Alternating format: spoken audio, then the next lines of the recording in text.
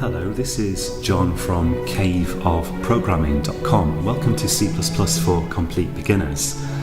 I'm going to teach you C++, the programming language, from scratch in this course, assuming no knowledge of programming. And in most of this course, I'm going to be programming in front of your eyes, and to get the most out of it, you should also type in the code and play around with it a little bit after each video. In this particular video, I'm just going to talk about what C++ actually is, and then in the next video we'll get on to looking a bit more at installation, although you're going to have to do some Googling to find the right stuff to install for your platform, and then we'll get on to actually coding stuff. So C++, it's a programming language that's been around for a long time, and it's going to be around a long time into the future, I'm sure.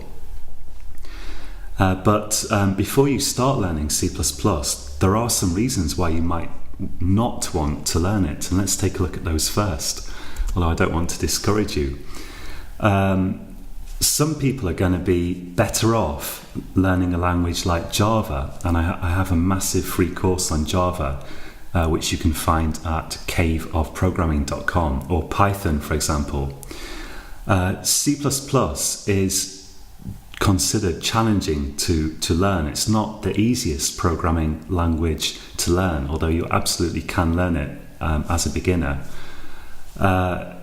It's easy to introduce horrible bugs into a C++ program. And actually both of these facts probably have to do with the fact that C++ doesn't protect you from yourself at all.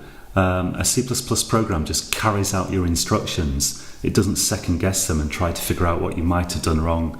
It doesn't try to protect you from yourself. It just carries out what you tell it to do. So when you're programming in C++, you have to be very careful. You have to think a lot. And it's very easy to create horrible bugs in there if you're not careful. It's even possible to screw up your computer if you do something really, really, really stupid, although that's not normally something you have to worry about, but it is possible. C++ is it's often time consuming to write a C++ program. That's not necessarily the case, but in my experience, if you want to get something done, it's often quicker to use what you might call a slightly higher level language like Java or Python that kind of does protect you from yourself more and gives you more sort of facilities that are immediately easy to use. So if you want to write, like, let's say, a desktop program, you can do it in C++, and it's going to be very fast usually if you do.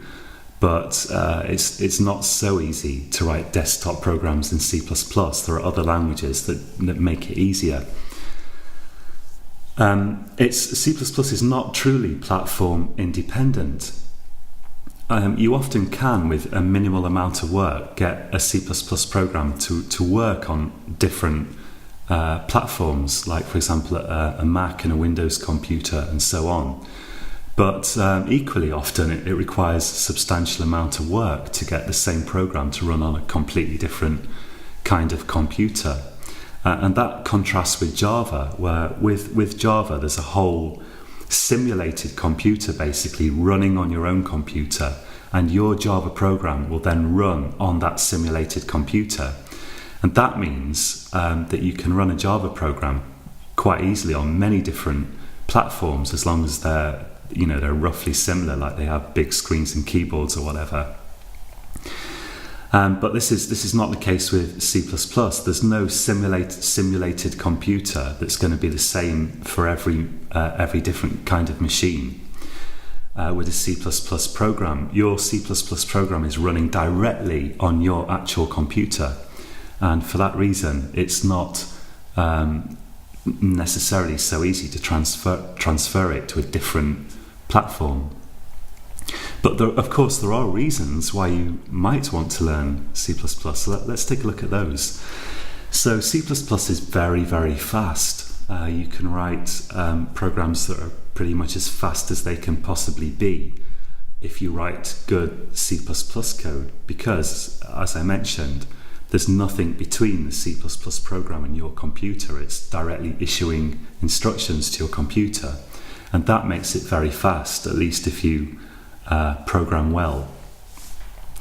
And by the same token, you can also access all the kind of low-level hardware type facilities of your computer in C++ if you want to, and if you understand them and you know how to do it. C++ will let you do basically anything with your computer that can be done with it. So because C++ is fast and it's efficient, and also in terms of memory, if you write it correctly, as well as in terms of speed and processing power, that means that you can get a lot of processing done in a short time with a C++ program. So typically a C++ program is going to be much faster than Java or Python or something like that. Again, with the caveat that you have to write it well in the first place. And that means C++ is good for things like high-end games, where you're trying to squeeze as much power as possible out of your computer. Although, of course, you have to be aware that these really glitzy, high-end games, kind of 3D type games, usually have a team of people working on them. It's not so easy to write those things, including artists and so on. C++ is good for artificial intelligence, where you're trying to do a lot of processing in a short amount of time on your computer, or for any kind of real-time application where you're having to do a lot of processing and get it done quickly and sharply. It's good for that kind of stuff. And for that matter, if you do write Windows kind of desktop programs in C++, usually you can expect them to run very crisply and to be very responsive, because C++ is fast. And you can write device drivers in C++ because, again, you have the ability to access your hardware in C++. C++ also pushes you to understand your computer more. A language like Java, which is running on a simulated computer, in effect, a virtual machine that runs on your own computer, insulates you somewhat from your actual computer. There's no such insulation in C++. So when you learn C++, you do usually learn more and more about your computer. And finally, learning C++ is a bit of a badge of honour among programmers. I mean, you'll get guys who say, oh, C++, why are you bothering with that? Java's so much nicer and so on. But I think even those guys are mostly secretly impressed if you know C++. It's challenging, but when you've learnt it, you can really feel that you've really learnt something. So to get started with C++, there are basically two things you need. And a lot of the best stuff is free, and I'm going to be using free stuff in this course. The first thing you need is, a bunch of software programs that together we collectively call the compiler. We're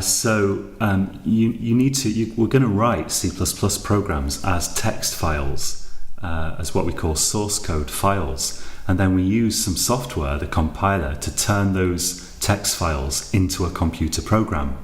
And there's a choice of different compilers.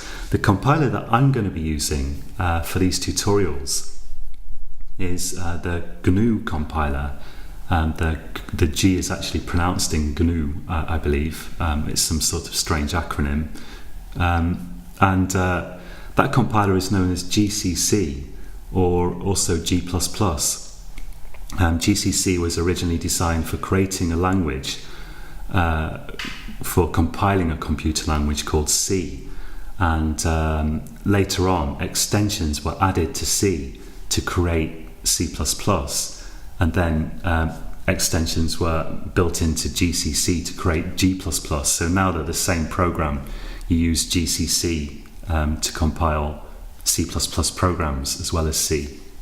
And just as a side note here, it seems like no one's really sure why C++ is called C++, but in George Orwell's book 1984, if something's really good, then you say it's plus plus, like I don't know, Ice cream plus plus would be really good ice cream.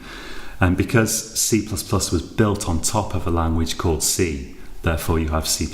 Maybe that's the reason. I don't know. So I'm going to be using the GNU G++ compiler. And that runs on Unix type systems. And I'm using a Mac, which is a Unix type system these days. If you're using Windows, you can use MinGW. It's also free. And that stands for, I think, Minimal GNU for Windows. And it's the same compiler, just ported to Windows. There's also Visual C++. That's very popular. And you probably can follow these tutorials using Visual C++. I believe there's a free express version that lacks some features, but you can use that for these tutorials. But there are going to be some differences, which I'll try to point out where I'm aware of them as you go along. But if you're using Visual C++, it's going to look a little different. Things are going to be a little different. And occasionally the actual syntax of the language, well, not the syntax, but some of the things that you have to type are going to be a little bit different with Visual C++. But I can highly recommend GNU, the GNU compiler, G++, because it's widely used in the industry, possibly even more so than Visual C++. It's an industry standard, and it's completely free, and you can absolutely rely on it. So that's the compiler. That's the software that turns your source code, the stuff you type, into a program. But you're also going to need an IDE, which this stands for Integrated Development Environment, and that's kind of the equivalent of Microsoft Word, if you like, for computer programming. So you'll type your source code, as we call it, into the IDE, and then press a button, and that will, behind the scenes, use your compiler to create the actual computer program. And the IDE that I'll be using in these tutorials is the Eclipse CDT, which stands for C++ Development Toolchain or something like that. I'm not sure. And again, Eclipse CDT is free. You can also use Visual C++. That's an IDE which comes with its own Visual C++ compiler. On Windows, a very easy option is to use code blocks, but I've never known anyone who uses code blocks professionally, but you definitely could. So that's another, as far as I know, free IDE that you could use. And code blocks makes it pretty easy to install a compiler as well. So if you end up having trouble getting started, code blocks is maybe a good thing to look at. On top of that, you can use IDEs which are somewhat lower level in a way, like Emacs and Vim. These are kind of editors that you can use for C++ programming, but it's a lot more complicated. And some people swear by these things, but personally I'm not so keen on them, although I've used Vim for a couple of years, but I prefer something that looks more like a nicely sort of coloured thing with buttons and stuff. So I'll be using Eclipse CDT. Now in the next tutorial we're going to talk more about installation and things to install. Unfortunately, I can't give you specific instructions because it depends on your choice of compiler and IDE, and it depends on your platform. So I'm using a Mac, but maybe you're using Windows or something else, or Linux. So you'll have to do some Googling probably, but I will give you recommendations about what to install and kind of point you in the right direction to hopefully get you started. So that's it for this tutorial, and until next time, happy coding.